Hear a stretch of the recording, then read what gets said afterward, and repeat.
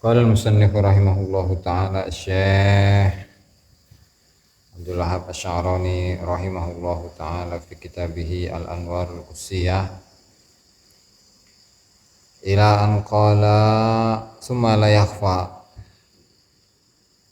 yakhfa mangko nuli ora samar alaika ing atas sira ya akhi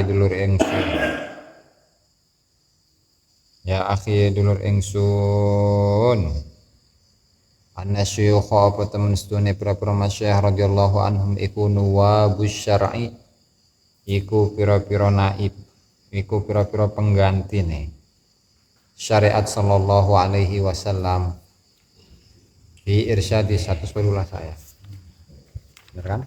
112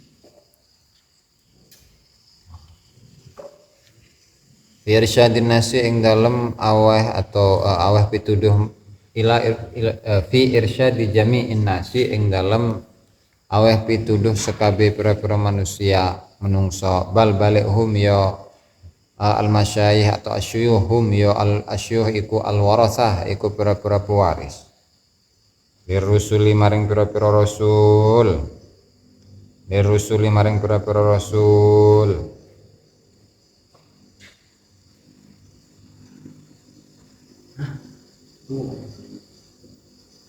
alal hakikati ing atase hakikat warisu padha oleh warisan sapa syuyuh uluma syara'iihim ing pira-pira ilmu syariate rusul wa ira annahum saliyane temen setuhune syuyuh iku la yusyari'una ora gawe syariat sapa syuyuh walahum mangko iku tetep kedue syuyuh hifdzu syariati utawi ngreksa syariat fil umumi ing dalem umum wa malan ora lahum iku tetep kedue syuyuh at-tasyri'u utawi gawe syariat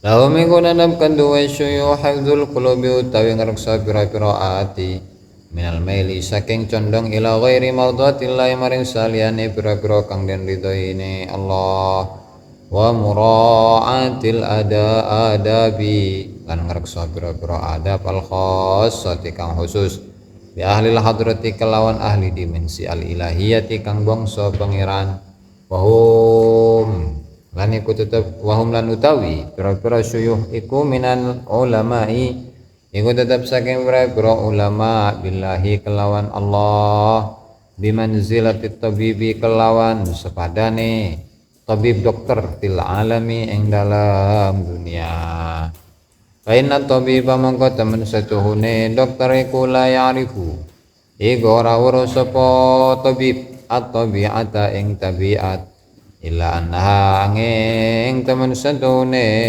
tabiat iku mudabbiratun iku kang ngatur lil badani maring badal al insani kang bangsa menungso khosotan kelawan khusus bi khilafil alimi kelawan nulayani wong kang weruh bi ilmi tabiati kelawan ilmu tabiat fa innahu mongko temen setuhune al alim bi ilmi tabiah iku ya'lamuha iku weruh sapa alim ing tabiat mutlakon hale mutlak wa lam yakun lan senajan ora ana sapa alim iku tabiban iku dokter waqad yajma'u lan kadang-kadang ngumpulaken sapa syekhu guru al amro ini ing perkara loro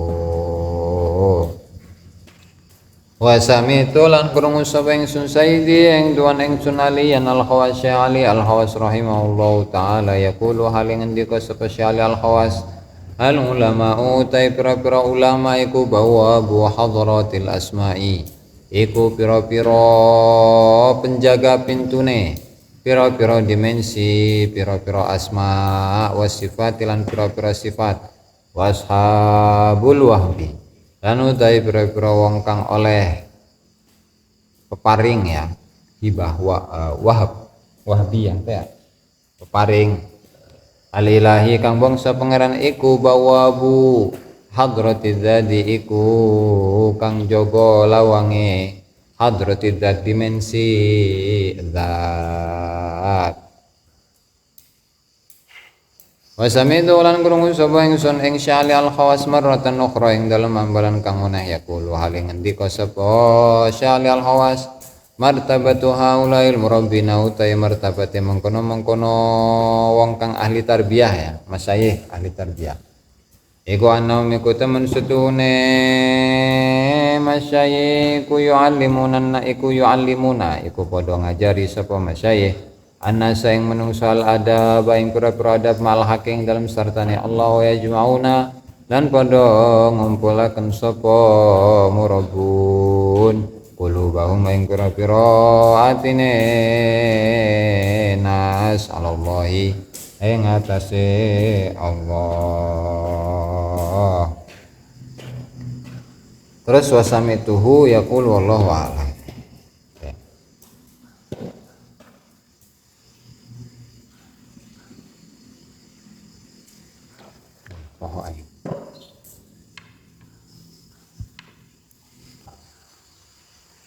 Syekh Abdul Wahab Asy'arani fi kitabihi Al-Anwarul Qudsiyah ila an qala kamerincannya wasami'tu sayyidi Aliyan al-Mursafi yaqul al-muridu yataraqqa fi mahabbati syaikhihi ila haddin yasiru yataladzadzu bi kalami syaikhihi lahu kama yataladzadzu bil jima' faman lam ya'mal ila hadhil halah fama a'ta syaikha haqqahu minal mahabbati. Aman.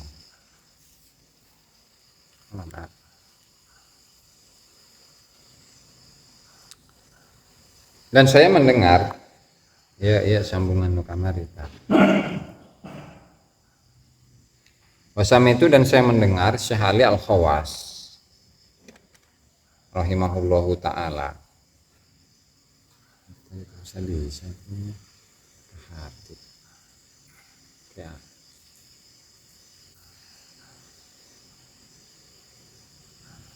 dan saya mendengar Syekh Ali Al-Mursafi rahimahullahu ta'ala beliau mengatakan al-muridu yataraqqa fi mahabbati syaikhihi di mana seorang murid itu akan naik tingkatan dalam mencintai gurunya ila haddin sampai sebuah batasan yasiru di mana si murid ini yataladzadzu bi kalami syaikhihi dia merasakan kelezatan dengan mendengarkan ucapan gurunya kama yataladzadzu bil jima' sebagaimana dia itu merasakan kelezatan ketika berjima. Ini noncan kami saya. Aduh.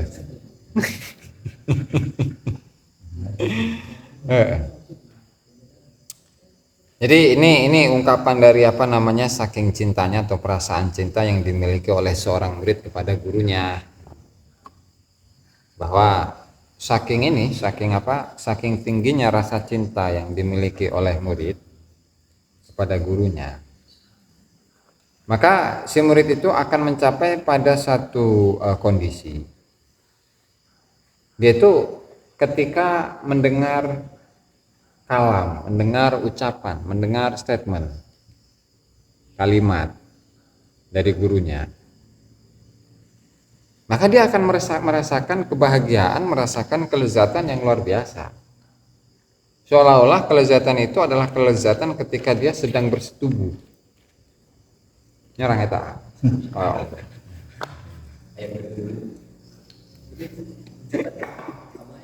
Kebayang ya. Oke. Ntar juga merasakan itu ya.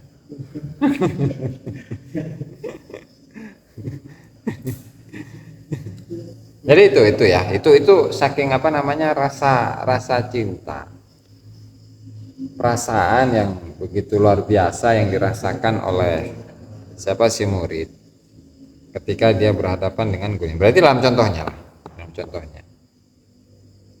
ini jadi guru saya Bapak Lurah misalkan ya, Aleman itu gurunya Akori. Karena Aleman ini adalah seorang mursyid, seorang syekh, seorang guru. Sehingga apa namanya, dia itu aliman itu memberikan pengajaran, memberikan pendidikan kepada Aqori dengan pendidikan yang luar biasa untuk mengenalkan Aqori ini kepada Allah Subhanahu wa taala.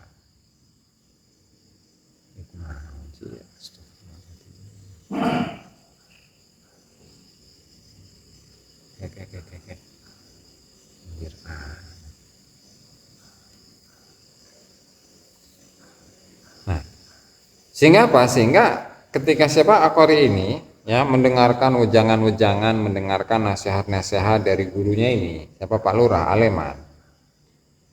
Dia itu siapa Aqori ini akan merasakan kelezatan yang luar biasa.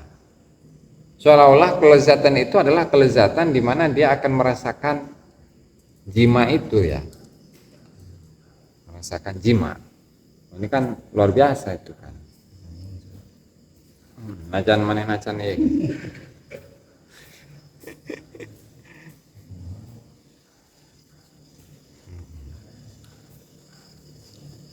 sehingga faman lam ya'mal ila hadhil hala fama a'ta syaikha haqqahu minal mahabbah. Sehingga ketika seorang murid itu tidak mencapai, ketika dia beramal ya, beramal kebaikan dan dia tidak mencapai pada posisi ini, dan dia tidak mencapai pada kondisi yang seperti ini, maka hakikatnya Aqori itu atau murid itu tidak memberikan hak, tidak memberikan cintanya kepada gurunya. Ya berarti sehingga harapan agar Aqori ini bisa menjadi kekasih Allah Subhanahu wa taala itu ya sulit. Karena apa? Karena dia nggak totalitas. Nanti akan dibahas itu dalam pembahasan yang akan datang, bahwa seorang murid itu ya memang harus totalitas kepada muridnya. Seorang murid itu harus memberikan cinta yang totalitas kepada gurunya. Makanya kenapa seorang murid itu tidak diperbolehkan untuk memiliki dua guru dalam tarekat. Ya karena bagaimana cara si murid ini untuk bisa cinta secara totalitas kepada gurunya, sementara dia itu memiliki banyak guru, memiliki lebih dari satu guru. Nggak mungkin, nggak bisa. Nah, dan itu udah lewat kayaknya ya, dimana seorang murid itu hanya diperbolehkan memiliki satu guru itu ya.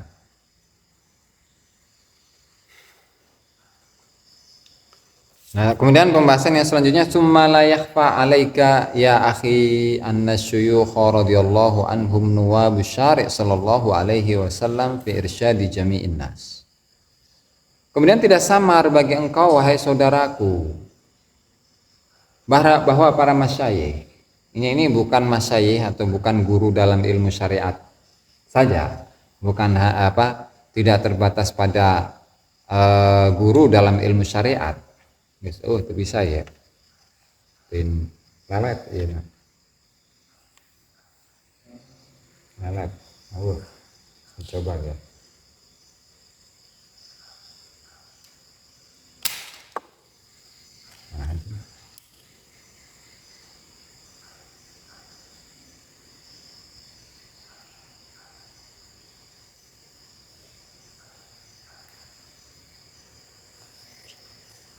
Ini guru syariat, bukan guru syariat ya.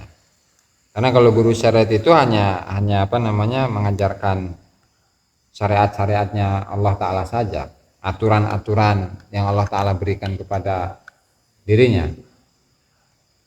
Tapi untuk bisa mencapai kepada kecintaan yang hakiki kepada Allah Subhanahu wa Ta'ala itu tidak didapati dalam guru syariat. Itu. Nah, inilah bedanya antara guru syariat dengan guru tarekat. Jadi lebih khusus itu kalau guru tarekat mah. Itu ya.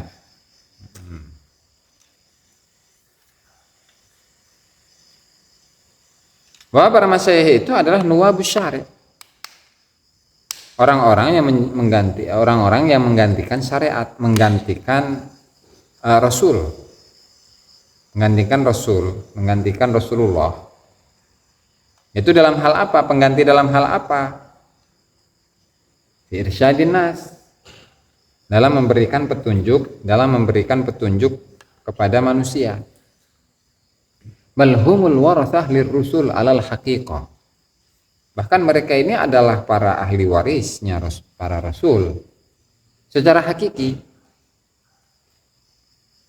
Warisu, di mana mereka ini mendapatkan warisan berupa ilmu syariat.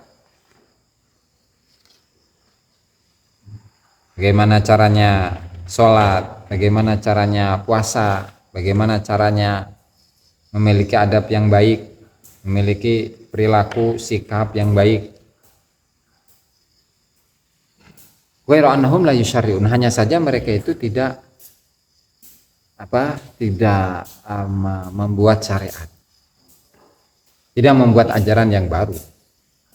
Ya, misalkan Rasul Shallallahu Alaihi Wasallam, kanjeng Nabi Muhammad Shallallahu Alaihi Wasallam itu kan ada kan satu atau banyak ibadah-ibadah yang khusus yang Allah Ta'ala berikan kepadanya. Contoh apa? Sholat ini adalah satu syariat, ya, yang hanya dimiliki oleh Rasulullah Shallallahu Alaihi Wasallam, sholat 5 waktu. Karena nabi-nabi sebelumnya enggak ada. Nah, sehingga para ulama-ulama atau para masyayikh itu tidak mungkin sama seperti makomnya para rasul, khususnya Rasulullah Shallallahu Alaihi Wasallam. Karena kalau dalam hadis al ulama warasatul anbiya fa innal anbiya lam yuwarrisu dinaran wala dirhaman walakin warasu al ilma. Para nabi, para rasul itu tidak mewariskan duit, apalagi mewariskan nasab. Nasab baik. Lam yuwarrisu dinaran wala dirhaman. Tidak mewariskan kekayaan Nabi itu. Nah, makanya Nabi Muhammad khususnya ya. Nah, entah apakah Nabi Muhammad itu memiliki kekayaan yang banyak? Punya kekayaan yang banyak, cuman yang dibagi-bagi kan kanjeng Nabi mah. Ghanimah perang itu, numpuk satruk emas kabeh. Tapi apa yang dilakukan oleh Nabi? Bukan untuk karena saya ini pemimpin gitu ya. Karena saya ini yang memimpin perang, maka sayalah yang berhak mendapatkan kekayaan yang banyak ini. Itu. Tapi malah dibagi-bagi sampai KBA. Paling beliau hanya menyisakan untuk kebutuhan untuk istri-istri beliau kan. Siti Aisyah, Romlah, Ummu Habibah, dan lain sebagainya lah ya. Paling hanya itu untuk bekal makan sehari-hari itu. Hanya itu saja yang ambil oleh Rasulullah. Tapi walakin warasu al-ilm. Para nabi ini memberikan warisan yang berupa ilmu. Ilmu tujuannya untuk apa? Itu pertanyaannya. Apakah hanya untuk mengajari masyarakat supaya tidak bodoh? Tidak hanya itu. Itu salah satunya gitu. Agar masyarakat itu tidak bodoh, agar mereka itu tidak menjadi orang yang bodoh. Tetapi lebih dari itu bahwa supaya umat Islam ini ya menjadi orang-orang yang cinta kepada Allah Subhanahu wa taala secara totalitas. Sehingga ketika mereka cinta kepada Allah secara totalitas, maka mereka itulah yang kemudian disebut sebagai orang-orang yang beriman. Soalnya beda orang Islam sama orang yang beriman. Orang Islam berbeda dengan orang yang iman. Kalau Islam mah, meskipun dia dalam hatinya ada kemunafikan, tidak beriman kepada Allah Ta'ala, tidak meyakini bahwa Allah Ta'ala Maha Esa. Ketika dia mengucapkan syahadat asyhadu an la ilaha illallah asyhadu anna muhammadar rasulullah, bisa masuk dalam kategori apa? Orang Islam. Tapi apakah ada iman dalam hati mereka? Walamma yadkhulul imanu fi qulubihim, dan keimanan itu belum masuk ke mereka. Ketika orang Badui sowan kepada Rasulullah seperti itu. Jadi tugasnya para rasul itu, dan ini pun diemban oleh para masyayikh. Nah, karena ini beda, ya. Ada apa namanya, menjaga hati untuk nanti akan diinikannya. Lanjut. Falahum hifdzus syariati fil umum. Para masyayikh itu menjaga syariat secara umum. Apa yang sudah menjadi aturan agama, ya sholatnya lah, ya zakatnya, ya puasanya, ya hajinya, bermuamalah, interaksi dengan sesama dengan muamalah yang baik, dengan interaksi yang baik. Satu. Tapi wamalahumut tasyri', tapi mereka nggak bisa bikin hukum. Gitu, seperti apa namanya, tasyri' yang biasa dilakukan oleh para nabi, para rasul. Nggak ada.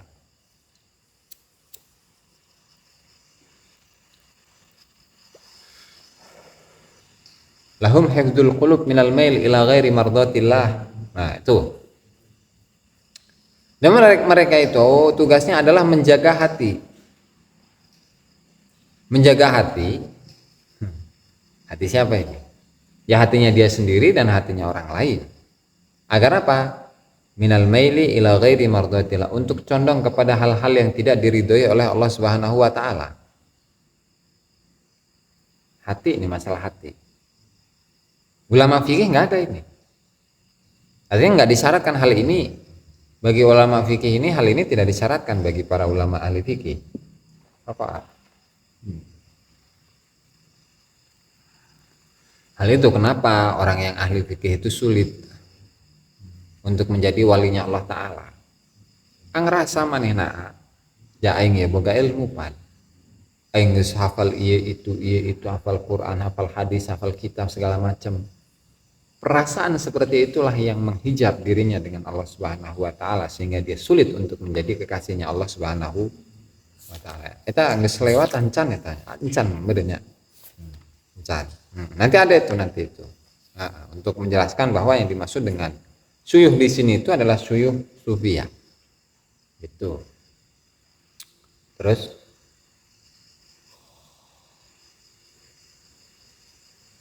wa mura'atil adabil khassah bi ahlil hadratil ilahiyah. Dan mereka ini menjaga adab-adab yang khusus dengan atau kepada orang-orang yang memang sudah dekat dengan Allah Subhanahu wa taala. Ulama fikih nggak ada ini. Bagian ini nggak ada ulama fikih, itu bukan menjelekkan ulama fikih ya. Tapi ini memposisikan segala sesuatu pada tempatnya. Terus wahum minal ulama ibillah bimanzilati tabibi fil alam. Nah, mereka ini adalah ulama-ulama yang mengenal Allah Ta'ala, al-alim billah, yang mengenal Allah Ta'ala, yang tahu tentang Allah, posisinya seperti apa? Bimanzilati tabib fil alam, seperti dokter di dunia atau di alam di dunia lah.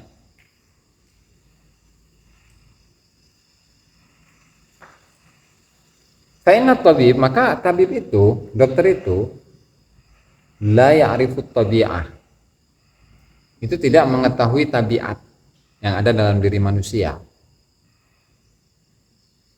Ya misalkan, oh si fulan ini ya tabiat badannya itu kalau apa namanya, kalau kepanasan dikit nanti dia akan penyakitan, atau kalau kedinginan nanti dia akan sakit. Kalau ketika dia itu kena angin, maka dia itu akan masuk angin, akan kering dan seterusnya. Dokter mah nggak mengetahui itu. Paling apa? Batuknya gimana? Gini. Baru kasih obatnya. Dokter. Tapi kalau orang yang ahli tabiat, orang yang mengetahui tabiat, non tabiat, coba orang ningali terjemahan eta. Watak bisa tabiat alam, perangai, pembawaan, tabiat jasad manusia, ahli tabiat deh. Nah kalau ahli tabiat itu jelas melebihi dokter. Kenapa? Karena dia tahu, oh ini tabiatnya itu kan ada biasanya itu, oh ini ininya air, ininya tanah, unsurnya gitu. Unsur si fulan itu air, unsur si fulan itu tanah, unsur si anu itu angin, unsur si anu itu api gitu. Tahu. Sehingga ketika unsurnya itu air misalkan, dia nggak boleh kena panas misalkan. Nah, kita mencoba contoh ya yang nyaho ya. Kalau ahli tabiat, al-alim bi ilmi tabiah itu sangat mengenal tabiat. Jadi dengan melihat saja itu udah kelihatan, udah tahu. Meskipun dia bukan dokter. Nah, sementara kalau masyayikh itu yajma'u wa qad yajma'u syekhul amraini. Sementara kalau syekh itu bisa mengetahui dua hal. Bisa merumuskan resep dokter ya, bisa membuat resep obat, dan dia pun juga mengetahui tabiat. Berarti kalau memberi resep itu hanya sekedar udah akori baca la ilaha illallah sekian, itu loh. Karena kalau alifi kan gitu, cuman kan nggak tahu nih apa kendala-kendala, permasalahan, persoalan yang ada dalam akori ini apa. Sayang kawin can boga iya nyaho, meskipun akorinya itu nggak ngomong. Nah, kalau masya itu seperti itu. Dia memberikan solusi, memberikan resep ya. Sekaligus mengetahui permasalahan yang ada dalam diri murid-muridnya. Gitu. Tuh, nah kalau dokter kan gitu doang, ngasih resep. Udah, ini diminum 3 kali sehari. Ya, 3 kali sehari, pantangannya 1, 2, 3. Terus harus istirahat total. Gitu. Dokter iya Pak. Tapi kalau yang ahli tabiat contohnya naon tanya. Kan mentak kita. Jadi semacam ahli tabiat emang bisa diketahui itu. Psikologi atau psikiater. Nah, bisa kayak gitulah. Psikiater bisa. Oh, iya jelmana mah galau ya. Cuman itu kan yang ini kejiwaan itu. Tapi yang enggak itu badan ini kaitannya. Jadi tahu lemahnya ini sisinya lemah ini, kalau disuruh kerja nanti sakit misalnya. Tidak hanya sekedar kejiwaan, tapi unsur-unsur yang ada dalam jasad manusia itu tahu mengenai kesehatan khususnya itu. Tuh. Nah kalau mas saya seperti itu tadi. Jadi kalau fuqaha itu hanya sekedar memberi resep, dokter namanya. Nah, kemudian apa namanya? Kalau masyayikh sufi itu bisa mengetahui persoalan yang mendalam meskipun orang yang atau muridnya itu tidak pernah cerita kepadanya. Itu. Maka di sini Sami'tu Sayyidi Ali Al-Khawas rahimahullahu taala yaqul, beliau mengatakan al ulama ubawwab wa hadaratil asma was sifat. Bahwa para ulama itu mereka itu merupakan penjaga pintu masuk dimensi-dimensi asma dan sifat. Aing ternyaho ya.